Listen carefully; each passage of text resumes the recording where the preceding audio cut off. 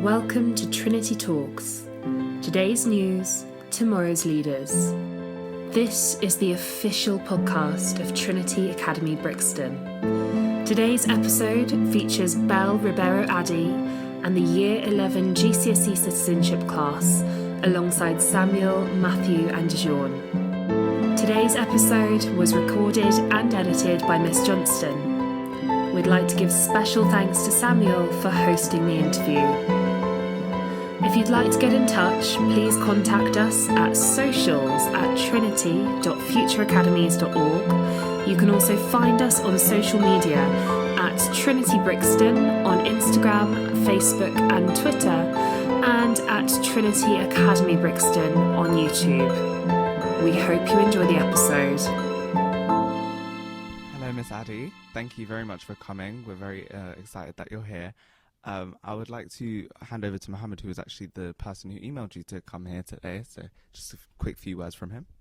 Hello, Miss Addy. My name is Mohammed. Thank you so much for coming to speak to us today about anti-racism, which is my GCSE Citizenship project. I'm now going to hand it back to Samuel, who's managing the questions. So yeah, as Mohammed mentioned, there's a few questions for you. We're going to start off over here with Carla. Hello. How do you balance representing your local community in Brixton with your work on a national level regarding anti-racism? Well, for me, I think that's very easy. I mean, for other MPs, it might not be as easy because we live in one of the most diverse parts of the country. So actually speaking up about racism is as much about representing my constituents as it is about talking about it on a national level. There are some areas of the country where it's not so diverse, and I didn't realise that until I moved out of London to go to university in Bradford. In fact, I remember whenever I would hear the census and I would hear, oh, there's this percentage of black people in the country, just thinking that they probably counted wrong. But when you go outside of London, and I mean actually stay there and travel around in different parts, you realise that it's not that diverse a country. Thank you for that. Our third question is from Hadra. Hi. What specific policies have you advocated for in Parliament to address racism? Well, one of the things that I'm most proud of is working on child citizenship fees. And whilst that would have impacted people that weren't necessarily of colour, the majority of people that it did, I think, were definitely from diverse backgrounds. So in this country, since 1983, being born here doesn't automatically make you a British citizen. Your parents could be here, for example, on a particular visa, and you being born here means that you have a British birth certificate and you have the right to be a British citizen, but you're not automatically a British citizen. So that meant a lot of people from black and Asian backgrounds in particular were finding themselves, well, not knowing this, ended up going to university or wanting a Saturday job even, and realising that their national insurance card hadn't come through because they weren't classed as British citizens. And the fee is about £2,000. It's still quite expensive. And with a number of campaigning groups who had been working on it for a number of years, we fought to, well, actually I wanted it scrapped entirely, because I think if you're born here, you should be a British citizen. However, what we were able to do is to get the fee scrapped entirely for people who can't afford it from low socioeconomic backgrounds. And I think that made a massive difference to some families who may have had a number of children. The idea that you have to pay a couple of £1,000s for each of them just to be considered a citizen in the country that they've called their home their entire life was wrong. I think that's something that's made a massive difference. Thank you. Our fourth question is from Torre over here. Can you share some challenges you faced as a black woman in politics, and how have you overcome them? Well, one of the things that, and I think that people don't always know that they're doing this, or maybe they do, depending on what political party they come from, is I suppose the way that people approach you and speak to you in Parliament. Even before I became an MP and I was a senior staffer, I was a chief of staff and a political advisor, you'd always be thought to be something different. And now I would be asked if I was Diane Abbott's daughter, I'd be asked if I was an intern. Instead of just asking me what it is I do, people were making assumptions based on how I look. Apparently, I look quite young. Obviously, I'm not as young as all of you, but apparently I look perhaps too young to be a member of Parliament, or I look too young to be a senior staffer back then. So it's about people making, I think, assumptions about who you are and what you do. And also who walks around with their daughter during the workday, their grown daughters during the workday. Makes no sense. Why don't you just ask me, oh, what, who do you work for? What do you do? Instead of making assumptions. I've also been confused with other MPs, which can get problematic, especially if you're waiting to speak in the chamber. We had an incident a couple of years ago where there's the MP for Battersea and the MP for Brent North are also black women, Marsha de Cordova and Dawn Butler. Dawn was speaking in the chamber, and they label, and BBC Parliament TV, you may have seen every time an MP gets up to speak, they put their name on the screen at the bottom. So BBC Parliament TV put the wrong name. They put Marsha de Cordova's name. And then the Evening Standard went to write a story about how stupid the BBC were for getting them mixed up. And instead of using a picture of Marsha de Cordova, they used a picture of me. And then the Evening Standard said it wasn't their fault. It was that Getty Images, the people that supply all the photos, had labelled all of my photos as Marsha. And now we have a situation where there are some newspapers that if I make a comment and I use a picture, they use some of the most horrible pictures because they're like, we're sure that's you and we don't want to get in trouble when we get mixed up, which for me personally is quite awful. But it's things like that. It's being disregarded, being confused, or I think just making assumptions about who you are and what you might think. Yeah, thank you. Our next question is from Renee. How important is it for MPs to speak about racism, and how do you manage to do so without facing personal backlash? I think it's extremely important for MPs to speak about racism. We claim to be a country that is really thinks that equalities are really, really important. So we have to stand by what we say we believe. And if we want equal opportunity for everybody, we have to make sure that we eliminate racism for society so that people are treated equally. Unfortunately, I've not seen a situation where you can do that without facing backlash. At the moment, the main criticism that is made of those of us that speak up about racism is that we are woke. I didn't think that being woke was a bad thing, but apparently it is. Apparently we're too PC, and apparently we want to focus on issues of race instead of challenging real problems, and we shouldn't focus on issues of race so much because we're not. It's stopping us from talking about some of the real issues on society. And when people say real issues, some of them are that they think that there are too many people that look like us entering into the country, or doing certain things. So, for example, there is this really awful belief that black people are more likely to commit crime. And they say that it's woke for people to talk about disproportionate stop and search of black people, which I think is not woke at all. I think it is wrong that you are more likely to be stopped and searched if you are black, and in particular if you are a black man. And they're saying, well, if these people, whatever these people is meant to mean, are committing more crimes, then we should search them more. But I don't think that's right at all. Thank you. And now Lanaya. How does your personal experience with racism influence your approach in policy making? I think my personal experience make me better able to speak about racism. There are many issues that I speak about that I may not have experienced myself personally, and I always go off what my constituents tell me. But having experienced racism myself, I think it makes it easier for me to explain in Parliament what the issues are and what we need to do to change them. Thank you. Which is why representation is so important. Thank you. And now Ty. How do you work with other MPs to create anti-racist policies? Well, we definitely make sure that we meet, and we are involved in a number of different debates together. We meet groups of people together. Obviously, we go to our own different groups in our own constituencies, like I am meeting with all of you today, but sometimes different organisations who are perhaps focusing on anti-racism come together to meet us and tell us what it is that they think should be put down in legislation or changed in policy. Thank you. Aralai. Good morning. Today I'd like to ask, what role do MPs play in educating the public about the importance of anti-racism? I know what role MPs should play. Whether or not we all play that role, I think that's I suppose that's not necessarily the case. And the role that we should play is by making a point of talking about it. Some people say that we talk about it too much. I would say that we don't talk about it enough, because how are you going to solve a problem if you don't discuss what the issues are? So that's definitely something that MPs should do. And I think every time a piece of legislation is passed, it should be checked against equality standards before it's put forward, to make sure that it's not affecting people from a particular group. Now, there are what we call special characteristics. So we actually have very good equalities law in this country. We just don't always apply it.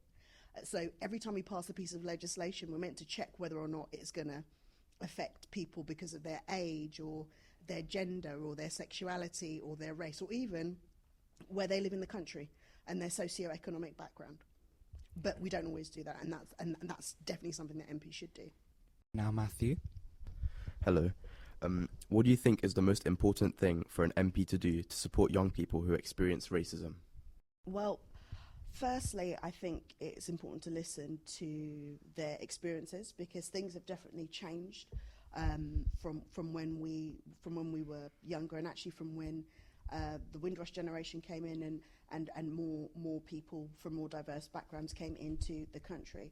But I think it's also important to let people recognise that black people have lived in this country for thousands of years. It's not new, and I think one of the things that MPs should do, or Parliament should do, is to ensure that Black history is taught in schools. I think that makes a massive difference. I think it makes people better understand what the history is behind the racism that people face in this country. It makes people understand why we should be doing everything to eradicate it, other than perhaps personal support that somebody might need. So, for example, people contact me about a range of issues. Perhaps they're facing issues in housing, or they're facing issues with the Home Office, or different things like that, or with the council. And if somebody wrote to me about an issue of racism, I would do everything I can to support them. So we have had issues, for example, where people have contacted me because they have felt that they've been treated in a racist way by the police. I will raise that case with the police and see what can be done to support the constituent. Thank you. And now, Dijon. In your opinion, how has racism changed in the UK over the last 10 years? Over the last 10 years, I worry in some ways that some things, when it comes to talking about racism, have rolled back. I think we got to a good place in terms of understanding that Black history was important, but with a change in government and actually the rise of racist rhetoric in politics, I think about Donald Trump, I think about some of the political parties we have right across Europe. People have rather done the opposite in terms of talking about racism. In fact, they've ramped up racism, usually heavily rooted in a very anti-migrant narrative because of the issues that we've seen with the migrant crisis around the world, and that has been a kind of a way in which people have justified speaking about issues of race in the most awful way. So in that sense, I think that's where it's changed. People have felt more bold to speak in a racist way, to have racist headlines in the newspapers, to make racist comments in a way that we thought we were moving past.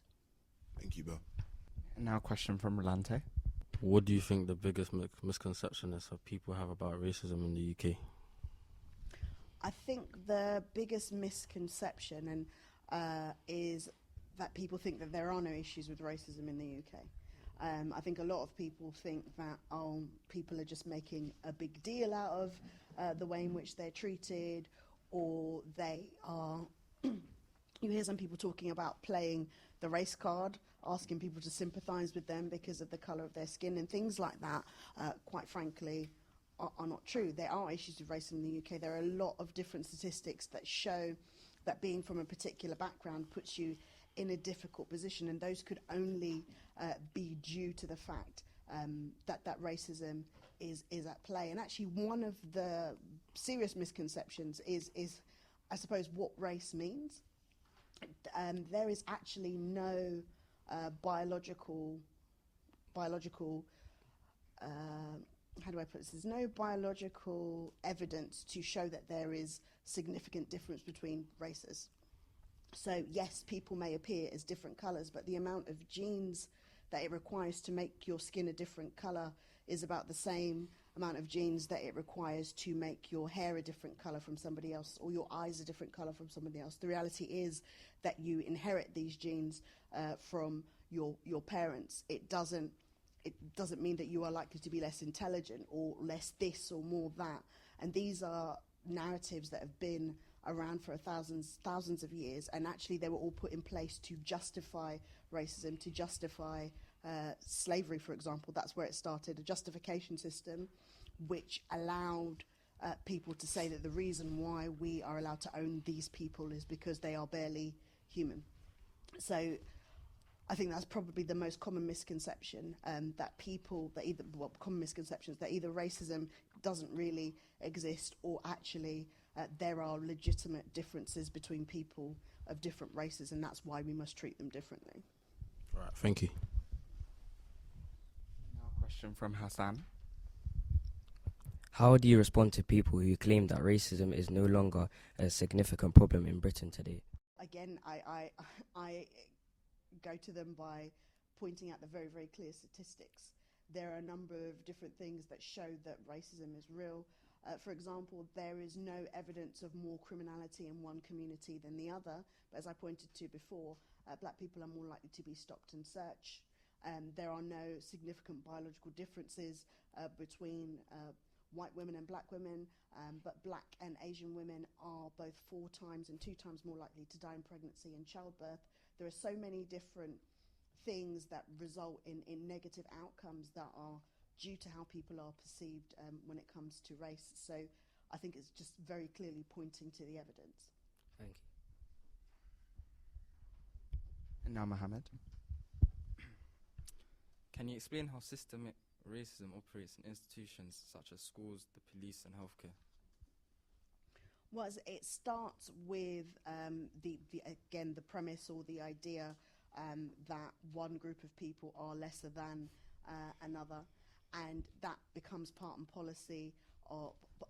parcel of the institution and the fabric of the institution itself. People may not necessarily know that they're going about it in this way, and if there are no clear policies to combat what is known to be very structural and built into the system, you end up having a situation where people from different racial groups are automatically treated differently, given different opportunities. And it's a problem because it sometimes goes unchecked because it has become part of the system so much, and that's why they refer to it as systemic racism, because of the way in which it embeds itself into how the organisation runs. And you notice that there are a lot of organisations that may not necessarily have policies to combat this, and even when they do, they don't necessarily implement them in the right way. One of the problems that I have with most institutions across the country is that even when they do have these policies, they're just there for show. And actually, when resources are low, and there's a cost of living crisis, loads of institutions are struggling at the moment. Actually, loads of institutions may want to make money, so they're cutting costs. The first thing that always goes is the resources that they put towards equality and diversity. So a lot of institutions, instead of tackling systemic racism, are actually embedding it further by removing resources that were put there to change the culture of the organisation. Now Abdul Wahid. How do you think the UK government can better support anti-racism efforts in schools and universities? I think definitely by instituting the teaching of Black history in schools, instituting anti-racist curriculums, and people think, what on earth is an anti-racist curriculum? Perhaps where you have a session every other day on anti-racism, but it's not that. There are so many things that we teach within our lessons that we may teach in a way that it's not inclusive. So it's looking at the entire curriculum and making sure that it doesn't have any of those issues, and that the entire curriculum is taught in an anti-racist way, and that Black history is not just an add-on for 1 month, but it's something that's taught throughout your time at school, and into university, to make clear that Black history is British history, and there are no differences, to make sure there are no differences in the way in which things are taught. Sometimes when you hear history from a very colonial perspective, you would think that Britain perhaps did nothing wrong in the world. There's nothing wrong with owning up to our mistakes. I think it's very important that we do that, and we make clear why those things were wrong and why we should never repeat them. After all, that is that is meant to be the point of history. I remember my history teacher telling me in our first lesson in year 7 that we study the past to live the future with an eye on the present, and that's supposed to mean that we learn things to make sure that we don't repeat them, not just for learning them's sake. Thank you. Now a question from Diana. What do you believe is the most effective way to address racial inequality in the workplace? Well, I think first you need to look at, in the workplace, both recruitment and retention. So recruitment is actually getting people from diverse backgrounds into the workplace, and then retention is keeping them. There are some organisations that are really good at perhaps getting people of diverse backgrounds into the workplace, but then the way the culture means that people end up not wanting to stay. So when we're talking about recruitment, we found that if you have a typically African or Asian sounding name, sometimes you're less likely to make it through to the interview stage, because they see the name and people don't believe. They call this unconscious bias. I'm not sure about how unconscious it is, but they see a particular name and then they have a negative view towards it. So what some organisations do is actually they blank out the name and they just look at your qualifications and then move you forward to interview stage from there. And organisations that have done that have actually ended up having more diverse people in their workforce. But then once people get there, it's important to have those equality and diversity and anti-racist policies to make sure that they are best supported, even though we live in a country and most of our institutions are racist. So making sure that those policies are in place to support them as much as possible, and that you're doing everything you can to eliminate racism from that particular workplace. Thank you. What role do the media play in either perpetuating or challenging racist ideas? They perhaps play the worst role. The media are terrible. They're meant to have some sort of regulation, but they're completely unchecked. The way in which they portray people of colour is quite disgusting. The way in which they portray migrants is quite disgusting. And they keep putting this idea out there that people of colour are bad, they do bad things.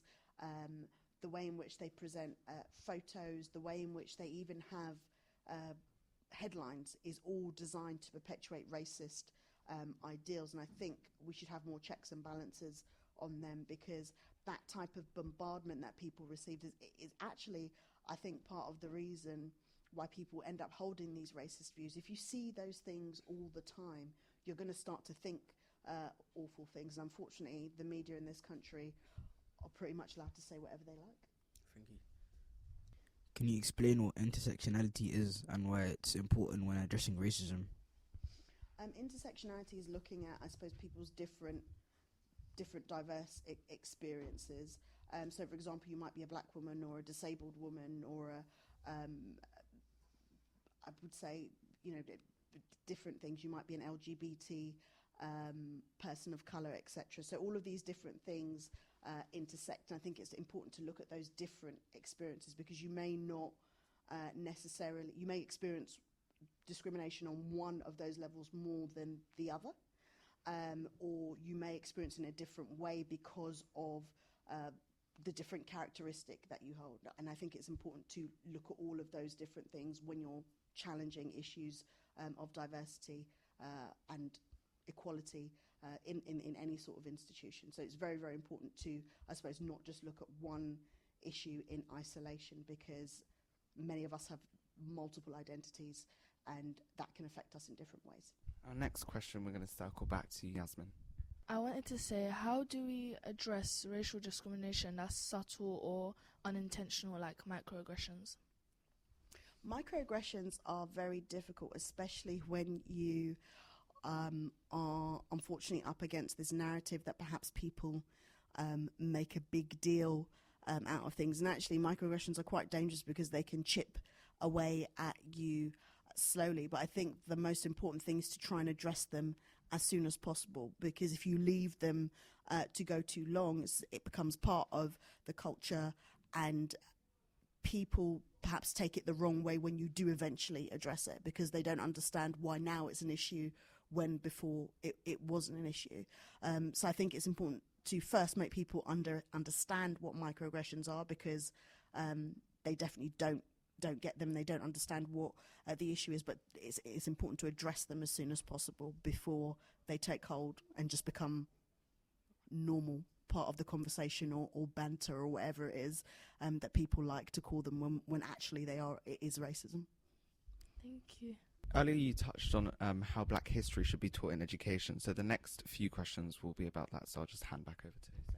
How important is it for schools to teach about racism, and what should the curriculum include? I think it's important it's extremely important for schools to teach about racism because we live in a diverse world. And actually, I always say that education, racism is ignorance, and education is the absence of ignorance. So if you're teaching people the right thing, they will come to understand that, there aren't significant differences between our races that means that people should be treated any differently, and they understand that discrimination on the basis of your race or any other characteristic is wrong, which is why education plays such an important role. And in terms of what should be included, I think everything. One of the excuses that people use that there's not enough time to teach everything, I don't think that's necessarily true. It's about how you go about teaching it. And also it's about what people are more likely to respect. Now, I like learning about the monarchy. I actually find it quite interesting, but we spend an awful lot of time on that because people want us to respect the monarchy. And no one's saying that you shouldn't respect them, but it's very interesting how we are taught a lot of what people want us to value and not necessarily about other things that should be included in our values. So it's very important that we learn about racism, about anti-racism, because it should be a core value. And also it should be very, very important that we learn about the way in which our country came to be how it is. I think there's this idea that there was a British Empire, and that wasn't so nice, but it's okay now. But I think skipping out that huge part of history where things went wrong and where we were doing awful things doesn't help us to move forward in the way that we should. And actually, looking back, because there is this idea as well, and I've heard somebody say it recently, that colonialism was a very good thing for countries in Africa and Asia and the Caribbean, because the British Empire brought democracy to all these countries. And I think it's very important to understand that there were actually kingdoms and government structures in the places where we as a nation may have gone to and colonized and exploited. And I think it's very important for people of colour to understand that as well, because there is an idea that perhaps Black history started with slavery, and that's not true. There was so much more before that. Thank you, and I'll just circle back over to Carla. Here at Trinity, we celebrate Black History Month through our Black History Month showcase that me and my friend Yasmin hosted. Do you think other schools should do things like this? And do you think anti-racism should be taught from a young age? If so, how can it be integrated into our curriculum? Well, congratulations on putting on the showcase. I think that's an excellent thing to do. And I think that all schools should absolutely do things like that throughout Black History Month. But also during other times of the year, it's really, really important to embed that. And in terms of how things should be taught, definitely from a young age, and definitely part and parcel throughout all of our lessons. It's, I suppose, about how we teach and a perspective we look at it. So we've already talked about how to teach history. I think it may be a good idea to look at many different subjects and how they intersect and how people might have been, particularly people of colour, involved in different aspects of the work that we're doing. So we hear about many mathematicians that came from Africa in history. Well, we don't hear about enough mathematicians that came from Africa when we talk about history, and perhaps that's something that we could do when we are talking about, maths and different theories and things such as that. So there are different ways to embed the importance of Black history and also anti-racism throughout different lessons. So, for example, when we're talking about biology, I'm sure all of you have talked. How old are all of you at this moment in time? We're in year 11. So you're in year 15, 11, yeah. 16. So you would have talked about genetics by now already. Talking about genetics and making people understand what the Human Genome Project found. We've now mapped the entire human genome and found what I had said earlier, that there are no differences between races in terms of intelligence and speed and all of these different things that people have held with racist beliefs over hundreds of years. So things like that which I suppose slap down all of the myths that we've been taught over time. Thank you so much for that. Our next question is from Lanaya. How can schools in Brixton specifically work to tackle racial issues given the diversity in the community? Well, I think in some ways maybe they definitely have to work just as hard as everybody else. I think because schools in our area are more diverse than different parts of the country, there may be the idea that institutional racism may not be as much of a problem, or we don't need to teach as much about Black history because most people are Black or of colour, and they know all of these things already. But I think it's very important to understand that institutions, regardless of their makeup, because of how they are headed and because of what's embedded in them, are going to have issues with diversity as much as any other. So I suppose it's not taking for granted the diversity, but building on it to make sure that things are taught fully and properly. Thank you. Our next question is from Torre. What do you think schools can do to support students who experience racial discrimination? Well, I think it's important to first look at where they've experienced racial discrimination, and if it's been in a school setting, definitely the first point would be to address it within the setting. If it's external, I think it's important for the school to assess whether or not other students are going through the same thing and make sure that they contact the right authorities. I know that we've had issues with particular schools in the past where children perhaps may have been stopped and searched on leaving school, but addressing it with the local police force was extremely important because unless people are doing something significantly wrong, the idea that people are being stopped in their school uniform, particularly when they're young and Black, can be awful for them, especially when at the end of the day nothing is found. It makes people feel, I suppose, over-policed when actually the police are meant to be there to protect us. Yeah. And now Renee. How do you think teachers can better engage with students from diverse racial backgrounds and create an inclusive environment? Well, I think it all starts with listening. Definitely, it's very important for your teachers to understand you, and they don't necessarily have to be of the same race to understand you. They just need to take the time to understand you. And I suppose it's about educating themselves as well as educating you.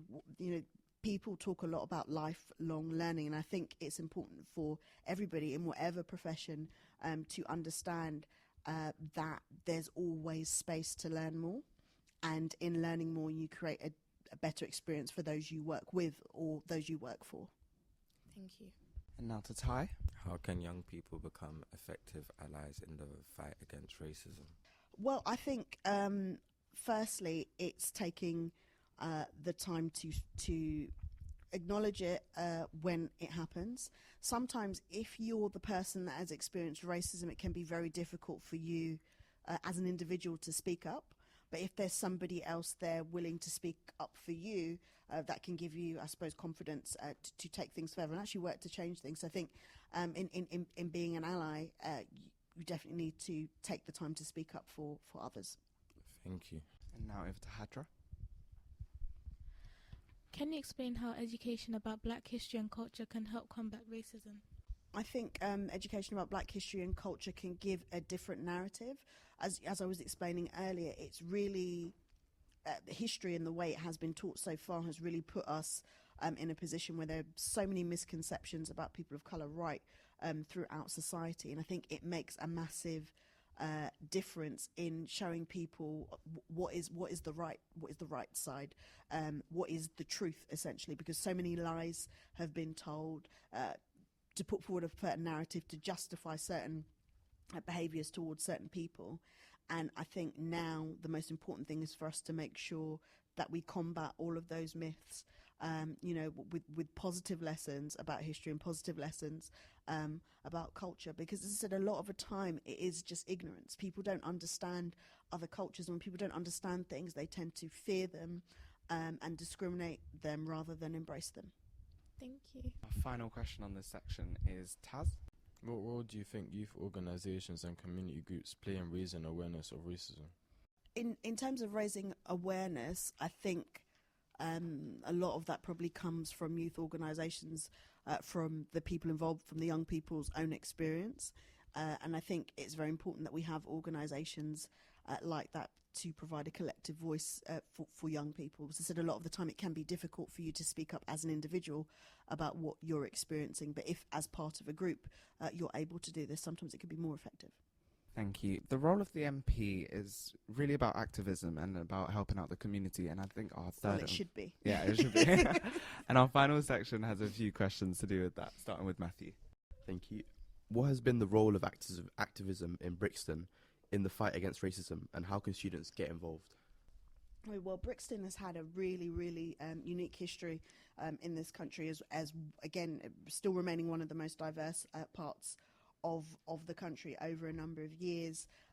We had many people from the Windrush generation living here. We had a huge community. We still have a huge diverse community. Other cultures would come from all over London because we were one of the first to have a market which provided diverse foods. So people of colour living in other parts of London would come here. So it's always been that kind of hub, right down to, I suppose, our town hall, local politics. There was a time where politics around Black representation was very much centralised around Lambeth Town Hall. So all of those things have been extremely important in terms of Brixton as an area, and I think that's made a massive difference to the country overall. And I think that's one of the reasons why the Black Cultural Archives is here. And should stay here. It's really important for people to see that type of history in this area, and not just look towards central London when they're thinking about places of national significance. Thank you. Our next question is from Dijon. What do you think about the importance of local protests and grassroots movements in challenging racism? I think they are extremely important. I can't think of any major gains that have been made without grassroots activism or protests. I'm a member of Parliament, but you still find me on many protests, and I think all of the things that we perhaps take for granted now, even the fact that women are allowed to vote, the fact that we find Black people in high levels across institutions, even having the weekend as a weekend off. There was a time in this country when you used to work 7 days a week or 6 days. You got to go to church on a Sunday. But there are so many different things that have been won through protest and activism, which is why they are so key. And continued protests, I think, on issues of race and diversity have made massive differences in terms of people paying attention to an issue when it comes up. I think of the Black Lives Matter protests, and whilst some companies and organisations move forward in a way that was probably tokenistic, we can't say that people didn't have to take stock and listen to what was happening, and there are some institutions that made some massive changes because of the level of those protests. Thank you. Our penultimate question is from Abdul Wahid. How can local community leaders work together to fight racism on the ground in areas like Brixton? Well, I think the first thing that needs to happen is for local community leaders to make sure that they're actually consulting their community. I think it can be difficult sometimes when people are in positions of leadership to ensure that they still hold the views of the majority of the people that they are meant to serve. So I think the most important thing is to continue to listen to what the experiences are of the particular group they're representing. But I think the main thing is to make clear to policymakers that they are that collective voice. And it's important that even though we have leaders, they are still reaching out to grow movements in their numbers. When it comes to voting, which you'll all be able to do soon, I want you all to understand that people know when people don't vote. We don't know how you vote, but we do know if you vote. And the reality is that in this country, we know that people of colour are a lot less likely to vote, even if they are registered. And we also know they're a lot less likely to register. And unfortunately, what that has translated into is policies that may affect people of colour are not necessarily pushed as hard, because the reality is we are not making the difference between who is in power and who is not. Politicians are very concerned about what they do to elderly people because they all vote. And we know they vote because we can tell whether or not they voted. So when people are talking about different groups that may have an impact as to whether or not, as a member of parliament, they get a job, and whether or not their government are in power, they understand who it is that is making the difference. And you're more likely to have an impact in terms of policy and in terms of a collective if it's very clear that there are a number of people from your particular organisation or group or grouping that are more likely to vote. Thank you. Now, final question is from Hussein. What advice would you give to young people who want to make a difference in tackling racism in their schools and communities? Well, I think the most important thing is to get involved. There are a number of different ways in which you can get involved. I'm sure you have school councils, you have access to your teachers, you can be good allies, raising the issues when you see other people experiencing them. But most importantly, you can check your own selves. Now, I know that there's also this conception that you can't possibly be racist or act in a way that is racist if you are of colour yourself, but that's not necessarily true. As part of an institution, you can behave in a certain way, you can make certain comments which are wrong, maybe about, you know, people of different ethnicities, even if you are of an ethnicity yourself. So I think it's important to ensure that you are, I suppose, practicing what you preach if you're going to be an anti-racist, but also to understand that it's not enough not to be racist. In order to be an anti-racist, you have to be actively doing something to challenge racism. I know Samuel said that was the last one, but we've actually got another question from Yasmin. I wanted to ask, what do you think will increase voter turnout in a diverse community like Brixton? I think voter turnout will increase if people genuinely believe it's going to affect them. I worry at the moment that a lot of people think that all politicians are the same and that no matter how they vote, things are not going to change. And I think what would massively change voter turnout is if people genuinely believed that they could make a difference to policy. And I believe they can. The task is, I suppose, convincing them that they can. Thank you. We're very, very grateful and thankful that you actually came here today. We are very happy that you got voted in again for everything you've done with the community. Thank you. It's a very unique experience for everyone in here who does a politics-based subject. So I just wanted to ask you, do you have anything to say to us? Not specifically, but do you have any more questions based on anything else I've said? I mean, these are very good and they were all prepared in advance, which is very important, but something I may have said may have triggered another question. I'm really, really keen to find out what that might be. So just quite a brief question. You spoke about introducing Black history into like the curriculum. Since Labour are in power, do they not have the power to do that in any way? They absolutely do have the power to do that, and I think they should. Yeah. How do you think they should apply this into the curriculum? Well, as I said, I think they should look at putting it in different parts of the curriculum, not just a solid Black history lesson, although those can definitely be important. But I think when they do it again, they shouldn't just start with the most obvious thing, which is the transatlantic slave trade.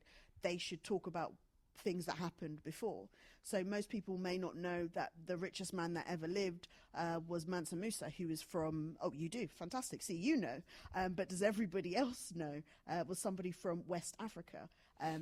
When we look at the narratives around black people today, and particularly with what is happening in the global south more generally, it's always one based on negativity and poverty. And I think it's important to recognise points of history when things were bad, but in order to understand why what was done to people of colour in the form of empire was wrong, you need to understand where they started from. Also, you said earlier that there are equality rights in Parliament, but like they're not often applied. So how do you think that they will implement this into the future? Well, I mean, the thing is, we talk a lot about changing laws, but actually, if we applied our equality legislation in the way that it's meant to be applied, we wouldn't have to change laws in the way that, or add more laws. We would rather make sure that no law was ever passed that negatively impacts somebody. So our equalities legislation globally is actually, you know, really, really high standard, gold standard. It's some of the best in the world. And we're meant to provide equality impact assessments. So any piece of legislation that we pass that effectively says that it's either not benefiting a group or it's negatively impacting a group should never be passed in the first place. Unfortunately, people may conduct these equality impact assessments, but because they may have their own political agendas or they may be worried about costs, etc., they don't always apply it in exactly the way it should be. If equality wasn't just an afterthought, a lot of the problems we see right across society wouldn't have an issue, because you genuinely have to look at all of those protected characteristics, including socioeconomic background and you know, geographical location. So we wouldn't have policies that impacted anybody negatively. It's just not done that way, and that's wrong. How do we finally make sure we implement it? I think we just keep beating that drum and making it clear that equality is not something we should consider afterwards or just as an add-on. It should be part and parcel of everything we do in Parliament. Thank you. Anyone else have any questions? So are Labour committed to implementing that into all the policy that they make, so things like respect orders or like the reintroduction of the ASBO? On those particular issues, I'm not sure that they have been properly, equalities legislation has been properly implemented. And as I said, I think it's important that it is, and I really do want Labour to go in that direction. Now, I am a Labour politician, but I do have to make clear that I am a backbencher. Everyone knows what a backbencher is, don't they? Yeah. It's a person that sits on the backbenches and can be very loud and annoying. But it's, but, you know, I do as much as I can to push the government in the direction that I feel is best for the country and definitely best for my constituents. So that's something I will be arguing for. Unfortunately, so far, it seems that governments, successive governments, no matter which type of government they are, haven't always seen fit to push everything through equalities legislation, perhaps because of expense or, as I said, certain political agendas. But if things were done in that way, right down to our foreign policy, there's certain things that we wouldn't do. To Ms. Johnstone. So first of all, I just want to say a massive thank you for coming in today. It was not meant to be me that was here. It's the lovely Miss Briggs, who's unfortunately not well enough to be here today, but does send her best. You know, she's a senior vice principal in a secondary school. I'm also in leadership myself. And I guess you've talked a lot about teachers within the school, but as leaders within the school, obviously we want to make sure we're listening to young people and implementing anti-racist policies. But what advice would you have for school leaders going forwards and making sure that they are having a school that is as anti-racist as possible? But also, I guess, what would be the top 3 things that you would do as a school leader if you were, I don't know, to be in Mr. Singh's role today within a school? What would be the first 3 things that you would do? Well, the first thing I would do is look at the policies that we have, look back over, let's say, maybe a couple of years to see how that's made a difference, and then start asking questions as to why perhaps it hasn't made a difference. And sadly, a lot of the time it comes down to funding and what is available. But I would then go about trying to find all of the different things that, if funding is an issue, that we could potentially get for free or at a very, very low cost. And I think one of the things that is important in any organisation is to make sure all of all of those that are leaders are trained, and there are equality and diversity courses that everybody can go on, and there are, as I said, lifelong learning in terms of what people can be taught. I think it's so important to make sure that it's not that teachers, I suppose, are taught just before they become teachers, and then they teach, and then there's no other training that goes on, that they are taught things throughout, and that in terms of equality and diversity training, that it's not something that's just done when you start, it's something that's reviewed going forward, because things change, ideas change, more possibilities come up in terms of what you can do, and if that is something that is consistent, I think it makes it a lot better in terms of moving forward and progressing the school in terms of its equality diversity policy, and I suppose how it's actually implemented and the effect that it has. Definitely. And I think it's really interesting as well what you said about curriculum. So those that don't know, I'm head of creative arts here, and within music is something we do a lot of quite naturally, because I think, you know, when we look at genres and where different genres come from, where people go, their music goes with them, and I think it's a very natural narrative to follow, but it's definitely, there's lots of stuff we can take away from what you've said today. But I'm just going to close by saying, can we just have a big round of applause for Bell? We really appreciate you being here with us today. Now, this interview, we would love for it to be part of our Trinity Talks podcast, which Samuel and Matthew are hosts of. So we will send a copy of that over to you once it is finished. But we so appreciate you coming in today. And thank you very much.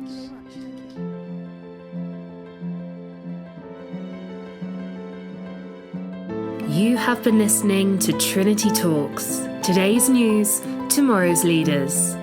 This is the official podcast of Trinity Academy Brixton. If you'd like to get in touch, please contact us via email on socials at trinity.futureacademies.org. You can also follow us on social media at Trinity Brixton on Instagram, Facebook and Twitter, or at Trinity Academy Brixton on YouTube. And if you have an idea for next episode, please get in touch.